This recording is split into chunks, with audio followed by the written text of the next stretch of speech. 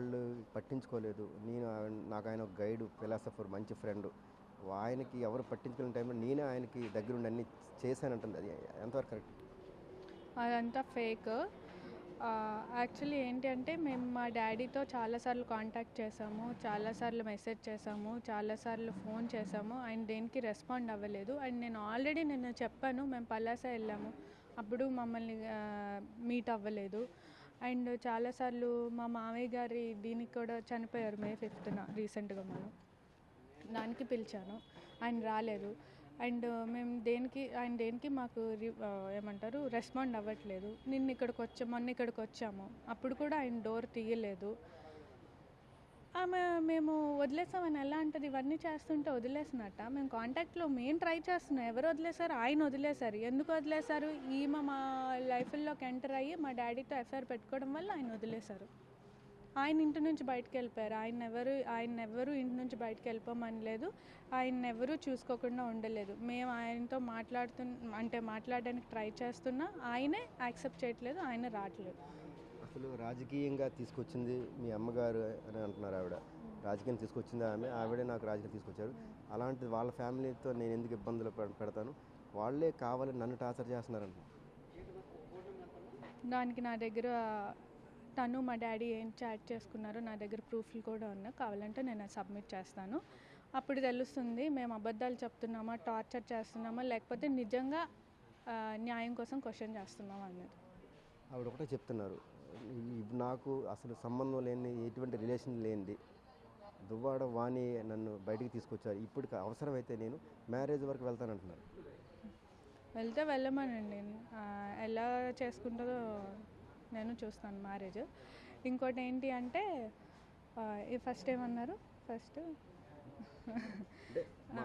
మాకు సంబంధం లేదు, వాళ్ళే టార్చర్ చేశారు, దువ్వాడ వాణి వల్లే రాజకీయంగా తీసుకొచ్చారు అని అన్నారు.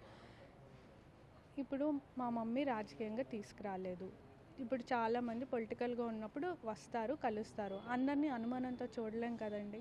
ఈ లేడీ వచ్చిందంటే ఇల్లీగల్ అఫైర్ కోసమే వచ్చింది, దానికే వచ్చింది, యాక్టివ్గా వచ్చింది, అందరితో కలుస్తుంది, యాక్టివ్గా మాట్లాడుతుంది, సరే పని చేస్తుంది కదా, పని చేయని పార్టీ కోసం అని మమ్మీ ఊరుకుంది అంతే.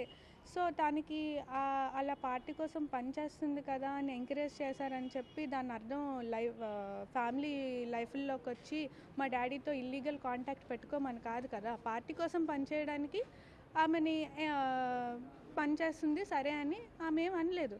అంతేగాని ఇలాగ ఇల్లీగల్ రిలేషన్షిప్ మా డాడీతో పెట్టుకోవడానికి కాదు ఆమె పార్టీకి పనిచేయమంది. మీ నాన్నగారికి మీకు మంచి బాండింగ్ ఉందన్నారు, మీ ఫ్యామిలీతో ఆయన చాలా బాగుండేవారు అంటున్నారు. నిన్న వాతావరణం చూస్తే అంత గొడవ, మీ మీద ఆయన అటాక్ చేయడం, మీరు కోపడడం, ఇటువంటి పరిస్థితులు మళ్ళీ కుటుంబం అంతా ఏకతాటిగా వచ్చే అవకాశం కనిపిస్తుంది. అదంతా నాకైతే తెలీదు. ఆయన నిన్న మీరే కదా చూసారు, మమ్మల్ని అటాక్ చేయడానికి ట్రై చేశారు. మరి ఆయన మైండ్ సెట్లో ఏముందో నాకు తెలీదు. ఆయన కలుద్దాం అనుకుంటున్నారో కలవకూడదు అనుకుంటున్నారో నాకు తెలీదు. నేను మా చెల్లి మా మమ్మీతో ఎలాగైతే కలిసి ఉంటున్నామో ఆయనతో కూడా అలాగైనా కలిసి ఉందాం అనుకుంటున్నాము. బట్ ఆయనే మా మీద అబద్ధాలు చెప్తున్నారు, మేమేదో అటాక్ చేస్తున్నామని. కానీ ఆయనే మమ్మల్ని అటాక్ చేసి మమ్మల్ని దూరంగా పెడుతున్నారు. కేసులు పెట్టారు కదా, ఇప్పుడు కలవాలనుకుంటున్నారు, కేసులు పెట్టుకుంటున్నారు. ఇంత దూరం వచ్చిన తర్వాత మళ్ళీ ఒకరికొకరు మనసులు మార్చుకొని పాత రోజుల్లాగా మళ్ళీ వచ్చే అవకాశం ఉందా? అది ఆయన మీద కూడా డిపెండ్ అయి ఉంటుంది. మరి ఆయన ఎలా చేయాలనుకుంటున్నాడు, ఆయన ఎలా ముందుకు వెళ్ళాలనుకుంటున్నాడు, ఆయన మైండ్లో ఏముందో నాకు తెలీదు. మేమైతే ఆయనతో మా డాడీతో ఉండాలని మేము అనుకుంటున్నాం. బట్ ఆయనే అది యాక్సెప్ట్ చేయట్లేదు. మీరు ఇటువంటి మీతో గొడవలు లేవు, మీ మదర్ నుంచి గొడవలు లేవు, మాట్లాడడానికి ఎందుకు ఆయనకి ఇబ్బంది? ఎక్కడ అడ్డు తగులుతుంది? ఎవరు వెనకాల నడిపిస్తున్నారు? ఒకటి ఇల్లీగల్ ఎఫ్ఐఆర్ వల్ల ఆయన కాంటాక్ట్లోకి రావట్లేదు. ఇంకొకటి ఏంటి అంటే ఇదే దీనిగా తీసుకొని వాళ్ళ బ్రదర్ కూడా మా డాడీని మా నుంచి దూరం చేస్తున్నాడు. ఈ రెండింటి వల్ల ఆయన మాతో రావట్లేదు, కలవట్లేదు. మీ నాన్నగారు ఇప్పుడు ప్రజెంట్ రాజకీయాల్లో ఉన్నారు. రాజకీయాల్లో ఉన్న వ్యక్తి నిన్న ఈ ఇష్యూ జరిగిన తర్వాత చర్చ అయింది బాగా. ఇటువంటి నేపథ్యంలో మీరు ఏం డిమాండ్ చేస్తున్నారు అసలు ప్రభుత్వాన్ని? కానీ మీరు ఆల్రెడీ పార్టీలో ఉన్నారు, వైసీపీలో ఉన్నారు కదా, ఏం డిమాండ్ చేస్తున్నారు? నేను జగన్మోహన్ రెడ్డి గారిని ఏమి అడుగుదాం అనుకుంటున్నానంటే, నిన్న ఆయన కూడా చూడొచ్చు మొత్తం యూట్యూబ్స్లో, న్యూస్ ఛానల్స్లో అంతా ఆయన మమ్మల్ని అటాక్ చేయడానికి వచ్చింది అందరికీ తెలుసు. అండ్ ఆయన కూడా చూసే ఉంటారు కూడా.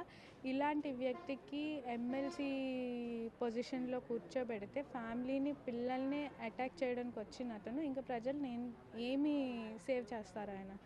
సో ఆయన్ని ఆ పార్టీ నుంచి అండ్ ఆ పదవి నుంచి తొలగించాలని నేను జగన్మోహన్ రెడ్డి గారిని రిక్వెస్ట్ చేస్తున్నాను. ప్రస్తుతం అయితే ఇప్పుడు కేసులు ఉన్నాయి. ఇప్పుడు ఎప్పటి వరకు మీరు ఎంతవరకు ఈ ఆందోళన కొనసాగిస్తారు? మీరు అసలు మరో ఎంతవరకు కొనసాగిస్తారు? మేము ఇక్కడే ఉందాం అనుకుంటున్నాం. మేము ఎక్కడికి వెళ్ళేది లేదు. మేము ఇక్కడ ఎంతవరకు కొనసాగిస్తామంటే మేము ఇక్కడే ఉంటాం. మేము ఎక్కడికి వెళ్ళేది లేదు. ఇది మా ఇల్లు, మాకు అన్ని లీగల్గా అన్ని రైట్స్ ఉన్నాయి. ఆయనకి మేము పిల్లలం. ఆమెకి ఎలాంటి రైట్ లేదు. ఆమె బయటే ఉండాలి. వాళ్ళ బ్రదర్కి ఎలాంటి రైట్ లేదు. ఆయన పలాసలోనే ఉండాలి. మాకు అన్ని రైట్స్ ఉన్నాయి కాబట్టి మేము ఇక్కడే ఉంటాం. మీ నాన్నగారితో కలిసి ఉంటామంటున్నారు. ఎలా అవుతుంది? ఎలా సాధ్యం అవుతుంది? మీ అమ్మగారికి ఆయనకి ఇప్పుడు గొడవలు అన్నీ జరిగాయి. ఇక్కడే ఉంటాము. ఎలా ఉండబోతున్నారు? అంటే మీ నాన్నగారితో ఉంటారని మీరు అంటున్నారు. మీ అమ్మగారిని ఆయన దగ్గర చేర్చుకునే పరిస్థితి కనిపించట్లేదు. ఎలా మీ నాన్నగారితో ఎలా మీరు క్లోజ్ అయ్యారు? అప్పుడు ఆయనకి మా మమ్మీతో ఉండడమే అంత ఇబ్బంది అయితే మా మమ్మీ ఆ ఇంట్లో ఉంటారు, ఆయన ఈ ఇంట్లో ఉంటారు. బట్ వాళ్ళ ఎవరది ఆ ఇల్లీగల్ ఎఫ్ఐఆర్ పెట్టుకున్నామే ఈ ఇంట్లోకి రావడానికి వీల్లేదు. మా మమ్మీతో ఎలాగైతే అక్కడికి వెళ్ళి ఉంటాం, మేము మా డాడీతో కూడా అలాగే ఉంటాం.